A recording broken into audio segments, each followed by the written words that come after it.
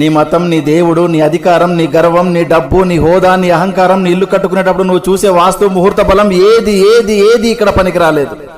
గుళ్ళు, గోపురాలు, మసీదులు, చర్చిలు దేనికి మినహాయింపు లేదు. రాజు బంటు అనే తేడా లేదు. ప్రకృతి ముందు అంతా సమానమే అన్న విషయం గుర్తుపెట్టుకో. వాస్తవానికి ఒక పేదవాడు ఇల్లు కూలితే మహా అయితే చిన్న చిన్న గాయాలు మాత్రమే. అదే ధనవంతుడు ఇల్లు కూలితే కనీసం శవం కూడా దొరకదు. ఇది గుర్తుపెట్టుకో. గట్టిగా బతికితే మహా అయితే 100 ఏళ్ళు, అందులో రాత్రి రూపంలో 50 ఏళ్ళు పోతుంది.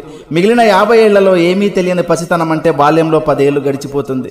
మిగిలిన 40 ఏళ్లలో చిట్ట చివరి వృద్ధాప్యంలో దినదిన గండంగా 5 ఏళ్ళు గడిచిపోతుంది. ఇంకా నీ కోసం మిగిలింది కేవలం 35 ఏళ్ళు మాత్రమే. ఈ 35 ఏళ్లలోనే నీ చదువు, నీ సంపాదన, నీ కుటుంబ బాధ్యత, బంధాలు, బంధుత్వాలు అన్నీ చూసుకోవాలి. కాబట్టి జీవితం చాలా చిన్నది. ఇది తెలియక కులాలు, మతాలు, పార్టీలు అనే పగలు ప్రతీకారాలతో రగిలిపోతున్నారు. ఇది వద్దు.